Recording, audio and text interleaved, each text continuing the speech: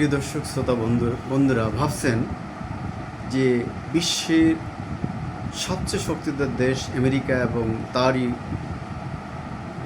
আশীর্বাদ পুষ্ট দেশ ইসরায়েল মধ্যপ্রাচ্যের বিস্ফোরা, এই দুটি দেশ গত এক মাস ধরে ক্রমাগত ইরানের উপরে বোমা, মিসাইল, রকেট সহ নানা প্রকার অস্ত্র দিয়ে হামলা চালিয়ে যাচ্ছে।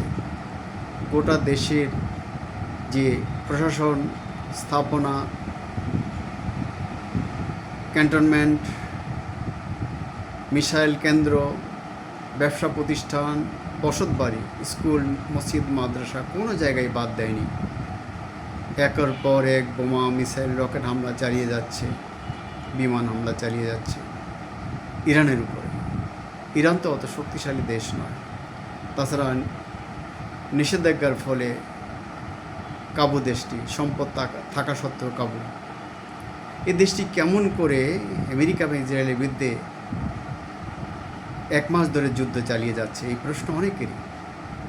গত 28 মার্চ আলোচনার টেবিলে ইরানকে রেখেই হামলা শুরু করে ট্রাম্প এবং নেতানিয়াহুর বাহিনী। 6 মাস আগেও তারা এইভাবে 12 দিন ইরানের উপরে হামলা চালিয়েছিল এবং পাল্টা হামলার শিকার হয়েছে।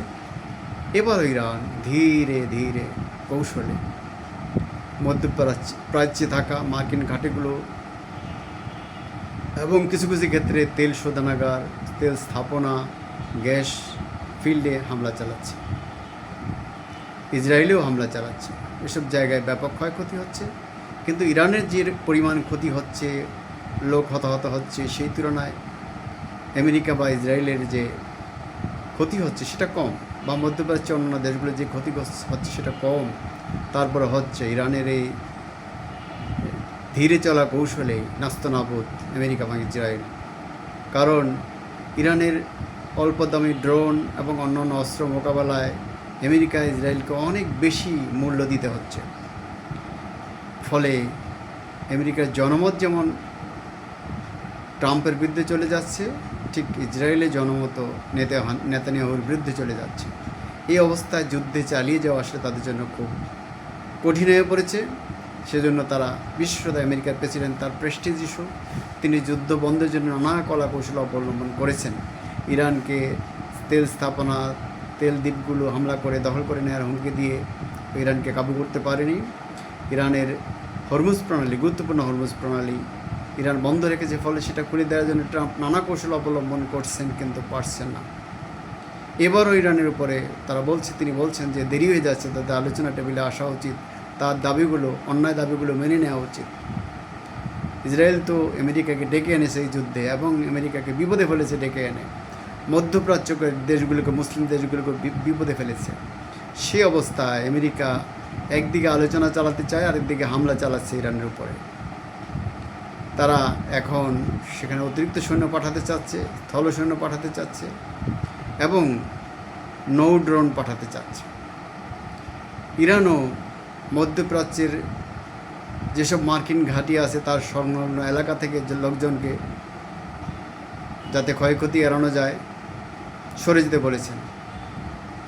আসলে ইরান যে হরমুজ প্রণালী বন্ধ রেখেছে, ফলে প্রচণ্ড রকম চাপে পড়েছে আমেরিকা, ইসরায়েল।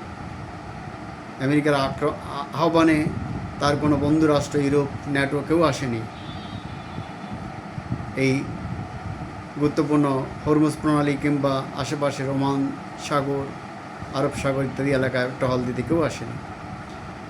আমেরিকার এত শক্তি, ইসরায়েলের এত শক্তি এই জায়গায় এসে অনেকটা নাস্তানাবুদ অবস্থায় পড়েছে, বাজে অবস্থায় তারা কাদায় আটকে গেছে।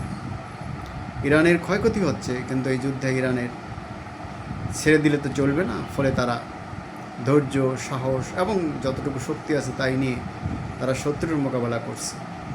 এই জায়গাটাই আমেরিকা বুঝতে পারেনি, ইসরায়েল বুঝতে পারেনি, ফলে তারা এখন কিছুটা হলো বেকায়দায় আছে।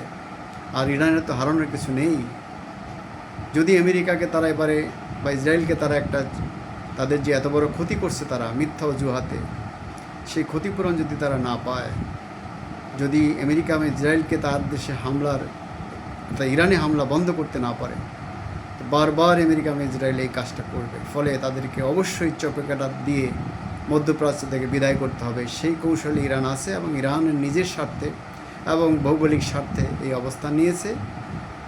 সারা বিশ্বের মুসলিম শক্তির জনগণ ইরানের প্রতি তাদের সমর্থন ব্যক্ত করেছে, যদিও মধ্যপ্রাচ্যের শাসক গোষ্ঠী, মার্কিন তলবিবাহে শাসক গোষ্ঠী সেই সাহস তারা দেখাতে পারছে না ইরানের পক্ষে অন্তত কথা বলে তাকে সাহস যোগানো, কিংবা আমেরিকাকে এই অঞ্চল, ইসরায়েলকে এই অঞ্চল ছেড়ে চলে যাওয়ার কথা বলতে তারা সাহস পাচ্ছে না।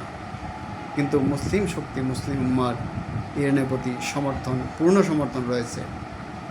বন্ধুরা, আমরা আশা করি যুদ্ধ শীঘ্রই বন্ধ হবে। আমেরিকা এবং ইসরায়েল এই অঞ্চল ছেড়ে চলে যাবে নাকে খত দিয়ে। তারা আর কোনোদিন এই অঞ্চলে হামলা করবে না, ইরানে হামলা, বিশেষত হামলা করবে না। মুসলিম জনগোষ্ঠীর উপর হামলা করবে না। ইসরায়েল ফিলিস্তিনিদের উপর হামলা বন্ধ করবে, লেবাননদের উপর হামলা বন্ধ করবে। ইরানের যে প্রক্সি শক্তি, সেটাও পূর্ণ শক্তি নিয়ে ইরানের পাশে রয়েছে। লেবানন, হুতি এবং ইরাকের যে প্রক্সি বাহিনী, তারা ইরানকে সমর্থন করে যাচ্ছে। ইরানের নিজস্ব শক্তি এবং প্রক্সি বাহিনী শক্তি এবং মুসলিম জাহানের যে জনগণের দোয়া এবং তার প্রতি সমর্থন, এই সহযোগিতা নিয়ে ইরান সামনে এগিয়ে যাবে এবং আমেরিকা, ইসরায়েল এই অঞ্চল থেকে বিদায় নেবে তাদের ক্ষতিপূরণ দিয়ে। এটা সবাই চায়। বন্ধুরা, আমরা চাই অন্যায় যুদ্ধ বন্ধ হোক। খোদা হাফেজ। বন্ধুরা, আমি ডিবেট উইথ রানা এবং নিউ বাংলা টিভির পক্ষ থেকে আপনাদের আবারও স্বাগত জানাচ্ছি। আমাদের আবার দেখা হবে নতুন কোনো বিষয় নিয়ে, নতুন কোনো এপিসোড নিয়ে। ততক্ষণ পর্যন্ত আমরা ভালো থাকতে চাই। আসসালামু আলাইকুম।